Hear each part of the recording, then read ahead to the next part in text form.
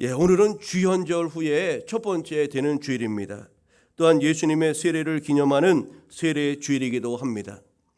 교회적으로는 우리가 임원 결단 예배를 드리는 그런 주일이기도 합니다. 임문으로 부름받은 집사님 또 권사님 장로님들과 또 성도 여러분들께 우리 주님이 주시는 그런 은혜와 성령의 충만함이 임하기를 기원합니다. 우리 주님께서 맡겨주신 바 사명 직분 잘 감당하여 주 앞에 칭찬받는 우리 교회 여러분 되시기를 기원합니다. 오늘 세례주일 또 오늘은 신학대학 주일이기도 하고요. 주연절 후 첫 번째 되는 오늘의 성설과 주제는 세례 받으심으로 온 세상에 빛이 되신 예수님이 오늘 성서일과의 전체 주제입니다.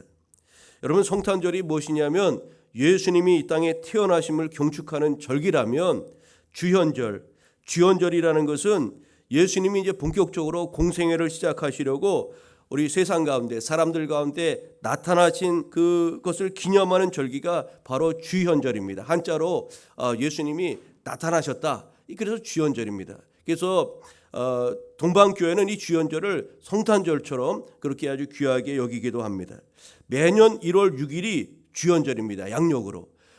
부활절이 음력으로 하기 때문에 이 부활절기가 조금씩 변동이 있지만 주현절은 변함이 없어요. 매년 1월 6일을 주현절로 그렇게 이제 지키고 있는 것입니다. 주현절은 주님의 출현을 알리는 축제일이며 빛의 축일로도 그렇게 불립니다.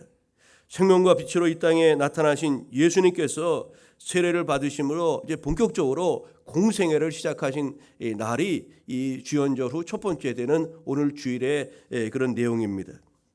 여러분, 죄 없으신 예수님께서 회개의 상징인 물 세례를 세례 요한을 통해서 받으신 것은 세상 죄를 지고 가는 하나님의 어린 양으로서 온 인류의 죄악을 친히 담당하실 것이라는 것을 친히 드러내신 것이라고 하겠습니다. 여러분, 그런데 예수님이 세례를 받으실 때 하나님의 성령이 비둘기같이 내려와 주님께 임하였습니다. 예수님은 물 세례와 또 성령 세례를 동시에 받으심으로 인간과 하나님께로부터 메시아로 인정을 받고 공생애를 시작할 1단계 준비를 이제 이렇게 마치신 것입니다. 여러분, 세례를 받고 올라오신 예수님을 향해서 하늘로부터 이런 음성이 들려왔습니다. 내 사랑하는 아들이요 내 기뻐하는 자라는 그런 음성이 하늘로부터 들려왔다고 오늘 말씀하고 있어요. 여러분, 예수님께서 세례를 받으시고 물 위에 올라오셨을 때 하늘이 열리고 성령이 비둘기처럼 예수님께 임하고 하늘로부터 사랑의 음성이 들려온 오늘의 본문 말씀을 통해서 사랑하고 기뻐하는 자라는 제목으로 새 두 번째 은혜의 말씀을 나누고자 합니다. 오늘 본문을 통해서 우리에게 주시는 첫 번째 은혜는 무엇이냐면 하나님께서는 겸손한 자를 사랑하고 기뻐하신다는 사실입니다. 여러분, 13절에 보니까 이렇게 말씀하죠. 이때에 예수께서 갈릴리로부터 요단강에 이르러 요한에게 세례를 받으려 하시니라고 말씀하고 있어요. 여기서 이때에란 세례 요한이 회개를 선포하면서 사람들에게 세례를 베풀고 있을 때 바로 그때가 이때라는 겁니다. 이때에 예수님은 세례 요한에게 세례를 받으시기 위해서 저기 갈릴리 나사렛으로부터 그 먼 요단 건너편 베다니까지 이렇게 직접 찾아오셔서 세례 요한에게 세례를 받고자 하셨던 것입니다. 여러분, 예수님께서 세례 요한에게 세례를 받으신 이 사건은 너무나 놀랍고도 놀라운 사건입니다. 왜냐하면 하나님께서 하나님의 신성을 갖고 계신 예수님이 인간 세례 요한에게 무릎을 꿇고 머리를 맡기신 실로 엄청난 사건이기 때문에 그렇습니다. 그렇기 때문에 이 세례에 담겨진 의미는 너무나 엄청나다고 하겠습니다. 하나님이 인간에게 무릎 꿇고 세례를 받으시다. 여러분, 얼마나 놀라운 일입니까? 세례 요한은 예수님이 자신에게 세례 받으시는 것을 만류하였습니다. 이럴 수가 없습니다. 이럴 수 없습니다. 세례 요한은 지금 당신 앞에 있는 사람이 누구인지를 알았어요. 자신은 하나님께서 예수님보다 먼저 6개월을 일찍 보내시고 그 예수님의 그 길을 공생의 길을 걸어가도록 준비케 하신 것, 바로 이분이 세상 죄를 지고 가는 하나님의 어린 양이라는 것을 누구보다도 세례 요한은 잘 알았기에 그분이 자신 앞에 머리를 숙이고 세례를 받으려고 하는 것을 도저히 감당할 수가 없었던 겁니다. 일찍이 세례 요한은 예수님을 향해서 뭐라고 이야기했습니까? 나는 그분의 신발끈을 풀기도 감당하지 못하겠노라, 그렇게 고백한 적이 있지 않습니까? 그러면서 자신이 오히려 주님께 세례를 받아야 되는데 어찌하여 나에게 세례를 받으러 오시나이까, 지금 이제 감당하기 어려워 그것을 세례받는 것을 만류했던 겁니다. 하나님의 아들이신 예수께서 세례 요한에게 세례를 받으신 이유는 크게 두 가지라고 할 수가 있습니다. 첫째로는 우리 주님께서 그만큼 겸손한 분이셨기 때문이라는 겁니다. 인간은 어떻게 해서든지 자신을 높이려는 경향이 있죠. 나 알아주지 않으면 사람들이 실망합니다. 우리를 어떻게 해서든지 자신을 드러내려고 하고, 요즘 이 시대는 자기 PR 시대라고 하지 않습니까? 주님은 하나님의 아들이시면서도 겸손과 섬김의 왕으로 오셨기에 세례 요한에게 무릎을 꿇고 세례를 받았다는 것을 우리는 오늘 잊지 말아야 하겠습니다. 제가 예수님께서 제자들의 발을 씻기시고 또 세례받는 이 사건을 통해서 옛날에 한번 말씀드린 것 중에 하나가, 중요한 메시지 중에 하나가 그런 내용이 있었어요. 우리가 주님이 만나는 자리가 있다고 말씀드렸습니다. 우리가 주님을 만나는 자리는 무릎 꿇는 그 자리에서 주님을 만날 수가 있어요. 여러분, 우리가 이렇게 바닥 서가지고 결코 주님 만날 수 없습니다. 높아진 마음으로는 결코 목사 아니 누구라 할지라도 우리 주님 만날 수가 없다는 겁니다. 무릎을 꿇고 제자들 발 앞에 머리를 숙이는 사람만, 그 사람들만 우리 주님을 만날 수가 있어요. 주님이 이미 그렇게 하고 계시기 때문에 우리가 서 있으면 그 주님을 온전하게 만날 수가 없는 것이죠. 여러분, 세례가 무엇입니까? 세례는 죄인들이 겸손히 자신이 죄인됨을 인정하면서 그 깨끗하게 씻는 의식이 바로 세례 의식 아닙니까? 세례 의식 아닙니까? 예수님은 죄가 없으신 분이기 때문에 이런 물 세례를 받으실 이유가 전혀 없었습니다. 그럼에도 불구하고 예수께서 요한 앞에 무릎을 꿇고 세례를 받으신 것은 하나님께서 인간으로 자신을 가장 낮추신 그런 엄청난 사건이라고 할 수가 있는 것입니다.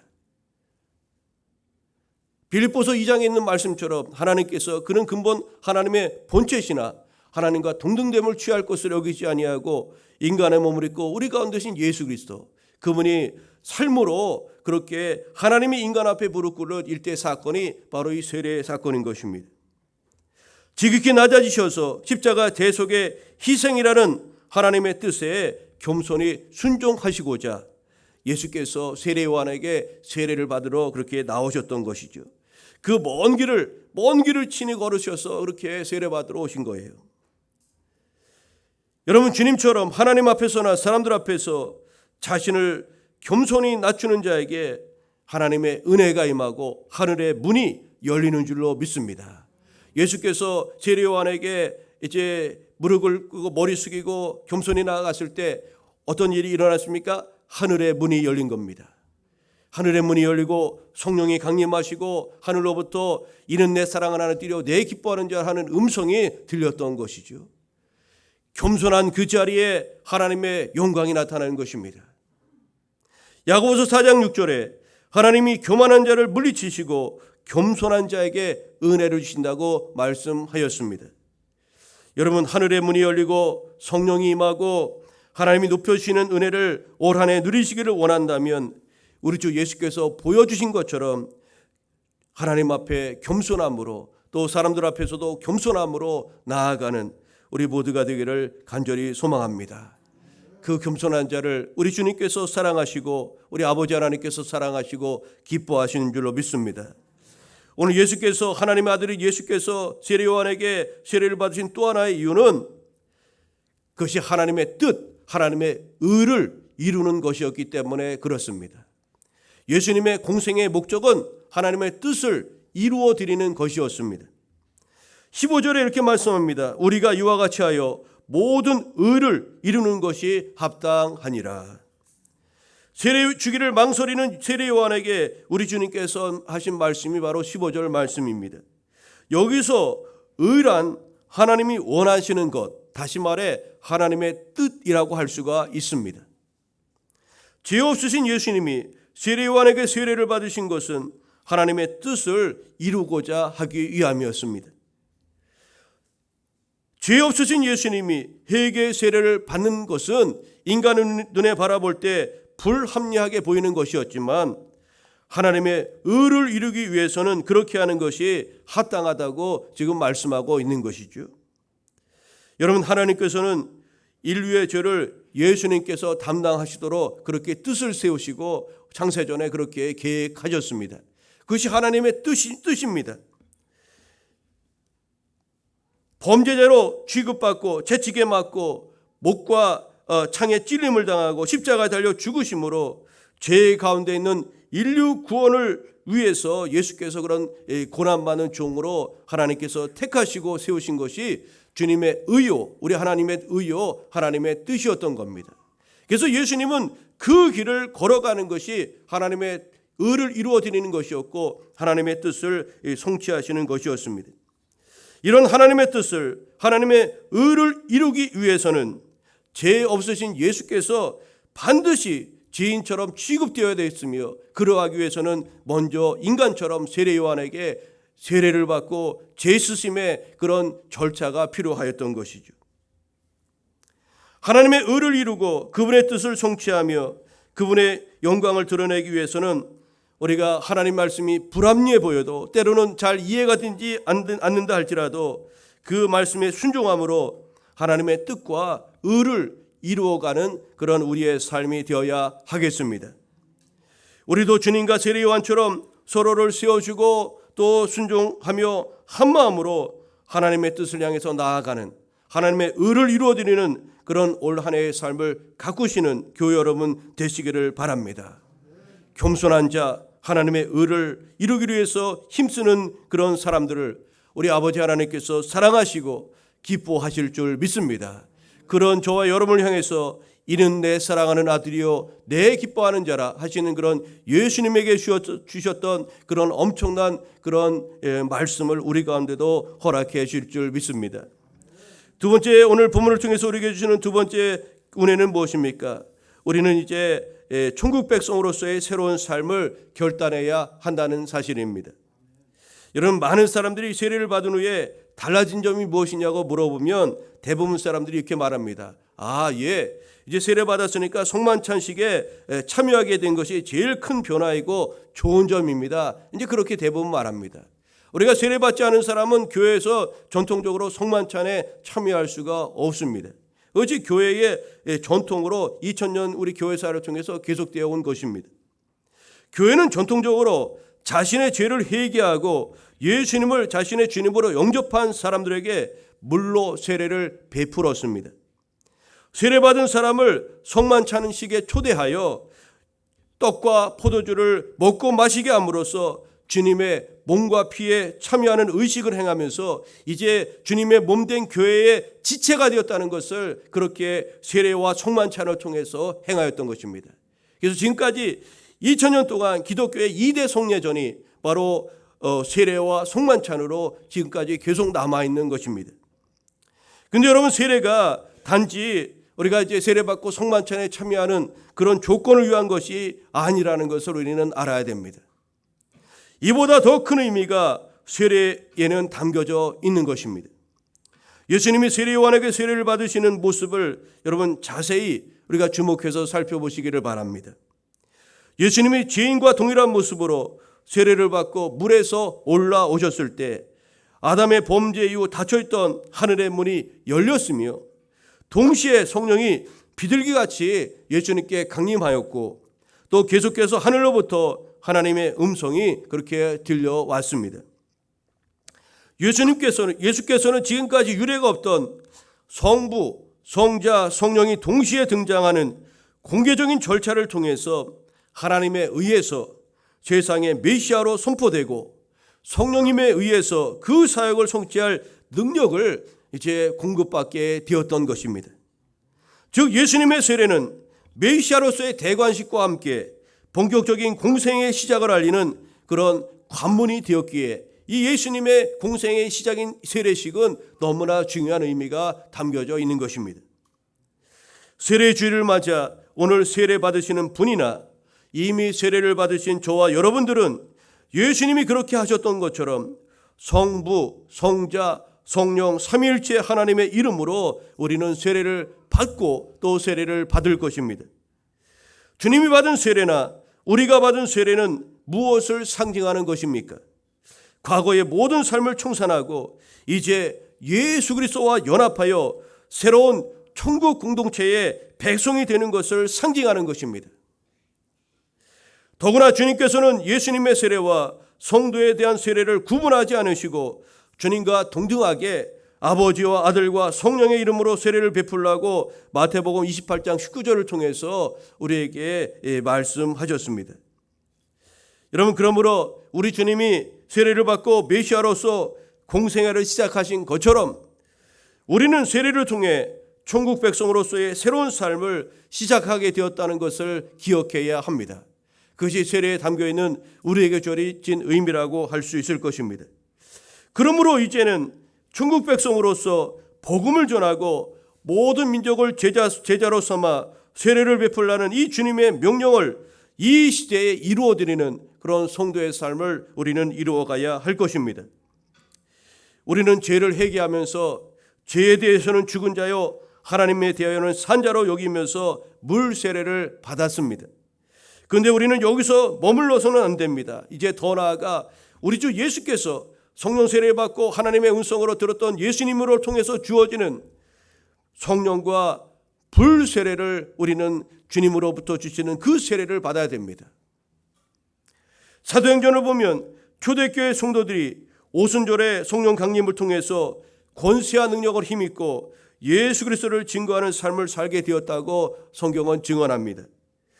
사도행전 1장 8절에 오직 성령이 너에게 임하시면 너희가 권능을 받고 예루살렘과 온 유대와 사마리아와 땅끝까지 이르러 내 증인이 되리라. 이 말씀이 그들 안에 성령 강림을 통해서 성취된 것이죠.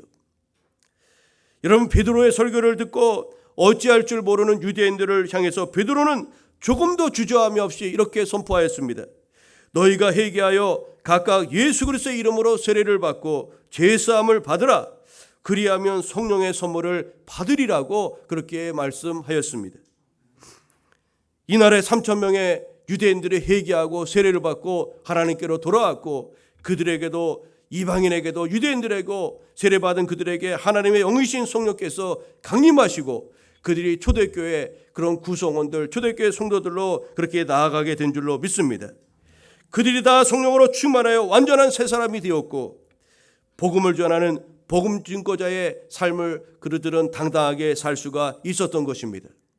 오늘 세례받는 우리 교우분 또 이미 세례받은 저와 여러분, 우리 모두 예수님의 물세례에 만족할 것이 아니라 세례요한의 그 물세례로 만족할 것이 아니라 우리 예수께서 주시는 바 불과 성령으로 새롭게 거듭나고 그렇게 변화되어 이 시대 하나님의 백성으로 새로운 삶을 살아가는 교우 여러분 되시기를 간절히 소망합니다.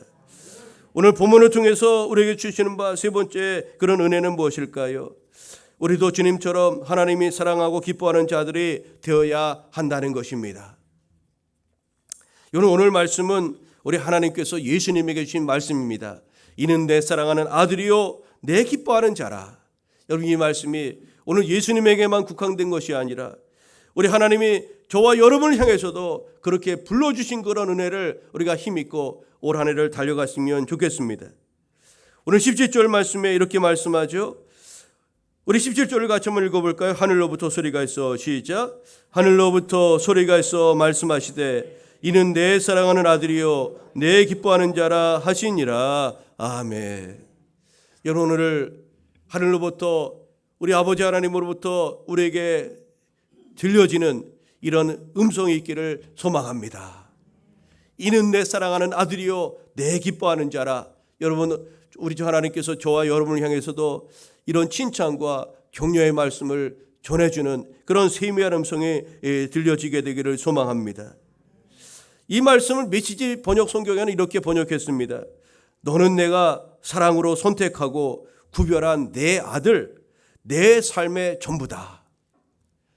우리 하나님께서 예수님을 향해서 이렇게 말씀하신 겁니다. 너는 내가 사랑하고 선택하고 구별한 내 아들, 내 삶의 전부다. 여러분, 얼마나 하나님께서 예수님을 향해서 그렇게 아름다운 그런 고백을 하신 겁니까? 여러분, 이 고백이 비단 예수님에게만 하시는 말씀이 아니라는 것을 잊지 마시기를 바랍니다. 다시 한번 하나님께서 저와 여러분에게 하시는 그 음성을 귀담아 들으시기를 바랍니다. 너는 내가 사랑으로 선택하고 구별한 내 아들, 내 삶의 전부다. 여러분, 이 말씀이 우리 마음에 하나님의 음성으로 그렇게 들려지게 되기를 간절히 소망합니다. 여러분, 17절의 이 말씀의 의미가 무엇인지를 좀 더 살펴볼까요? 내 사랑하는 아들이라는 이 말씀이 무슨 의미일까요? 너는 내 사랑하는 아들이라는 이 말씀이 무슨 의미냐면, 이 말씀의 출처는 무엇이냐면은 왕의 노래로 알려진 시편 2장 7절을 인용한 말씀입니다. 시편 2장 7절에 보면 이렇게 말씀합니다. 여호와께서 내게 이르시되 너는 내 아들이라 오늘 내가 너를 낳았도다. 이렇게 말씀하였어요. 즉 세례요한을 통해서 세례받으신 예수님은 죄인이 아니라 누구라고요? 하나님의 아들로서 만왕의 왕이라는 그런 선포의 말씀인 것입니다. 너는 내 아들이라는 말씀은요, 하나님이 세례요한에게 세례받도록 한 그 죄인이 아니라 하나님의 아들 만왕의 왕이시라는 말씀이라는 거예요. 두 번째로 내 기뻐하는 자라는 이 말씀 속에 담겨있는 의미는 무엇일까요? 이 말씀도 이사야 42장 1편의 말씀을 인용한 것으로서 이사야 42장 1절에 이렇게 말씀하고 있어요. 내가 붙드는 나의 종, 내 마음에 기뻐하는 자, 곧 내가 택한 사람을 보라. 내가 나의 영을 그에게 주었은즉 그가 이방에 정의를 베풀리라. 여러분, 이 말씀 인용한 것으로서 예수님은 하나님의 종이요 고난받는 종으로서 이방인에게 공의를 베풀고 인류를 죄에서 구원할 분이시라는 것을 말씀하고 있는 겁니다. 내 사랑하는 아들이라는 것은 만왕의 왕이시라는 말씀이요, 내 기뻐하는 자라는 것은 고난받는 종이라는 그 의미가 이 말씀 속에는 담겨 있는 겁니다.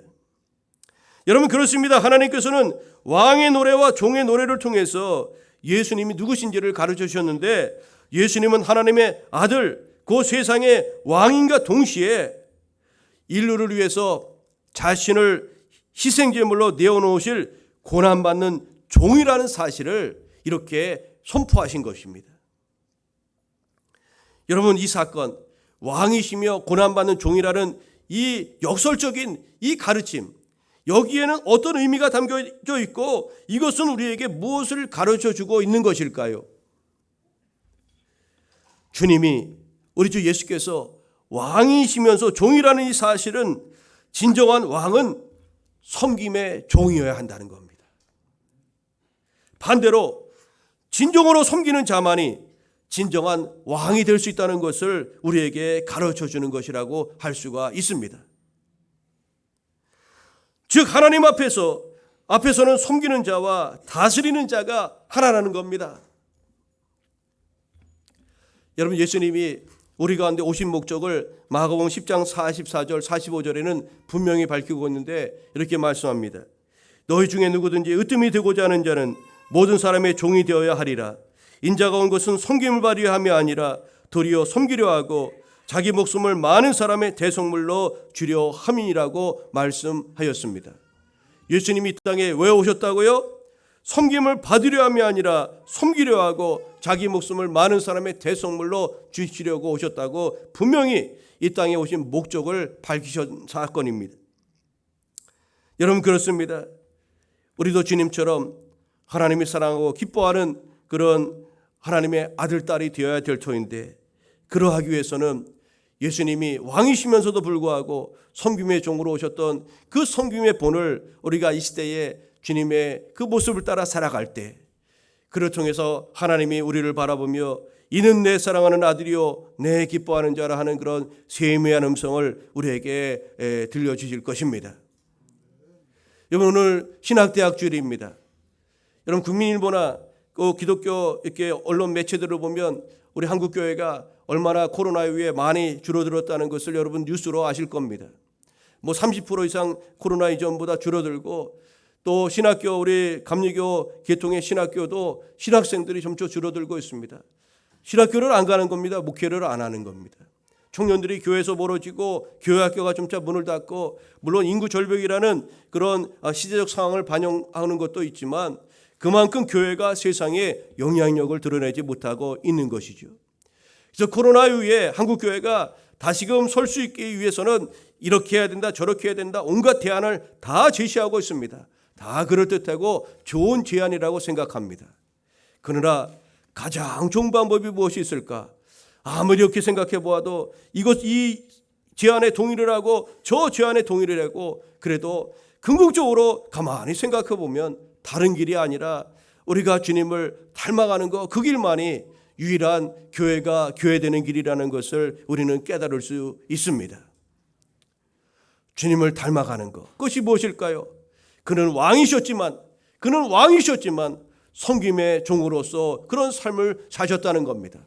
하나님이셨지만 그러나 인간의 모습을 입고 우리 가운데 오셔서 인간 앞에 무릎 꿇고 그곳에서 계실 때 정말로 우리에게 예수님이시라는 것, 하나님이시라는 것을 그렇게 보여주신 것 아닙니까? 제자들의 발을 씻기시며 제자들 무릎 앞에 무릎 꿇었던, 발 앞에 무릎 꿇었던 그 예수님의 섬김이야말로 오늘 교회가 교회되고 또 성도가 성도되고 우리가 다시 세상의 빛을 드러내는 그런 길로 나아가는 유일한 길이 아니겠습니까? 여러 가지 대안보다 더 소중한 것이 있는데 바로 예수님이 보여주신 바 그 섬김의 종으로서의 삶을 살아내는 것, 그것이 오늘 우리가 힘써야 될 사명이 아니겠습니까? 이제 말씀의 결론을 맺고자 합니다. 예수님이 세례 받으시고 공생애를 시작하셨던 세례주일을 기념하는 오늘, 예수님은 인류를 구원하시기 위해서 비록 죄가 없으셨지만 죄 있는 자와 같이 자신을 낮추시고 인간 세례 요한에게 세례를 받으셨습니다.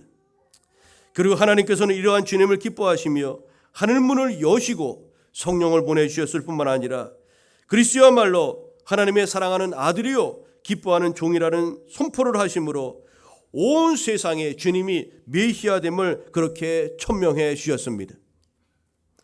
우리도 예수님처럼 삼위일체 하나님의 이름으로 세례를 받고 성령의 인치심을 통해 하나님의 사역자로 부름받았다는 것을 기억하면서 우리 주 예수님처럼 자신을 낮추고 맡은 사명을 위해서 충성스럽게 헌신함으로써 하나님으로부터 이는 내 사랑하는 자요 내 기뻐하는 자라는 그런 칭찬과 음성을 듣는 2023년 한 해가 되기를 우리 주님의 이름으로 축복합니다. 기도하겠습니다. 사랑의 하나님 아버지, 감사합니다. 우리에게 세례를 베푸셔서 죄를 깨끗하게 씻어주시고 또 성만찬에 참여하며 주님의 몸과 피에 참여하는 은혜를 베풀으신 것 감사합니다. 우리 주님이 세례 받으신 사건은 엄청난 사건임을 오늘 같이 나누었습니다. 하나님이 인간 앞에 무릎 꿇은 이 사건이 얼마나 엄청난 사건입니까?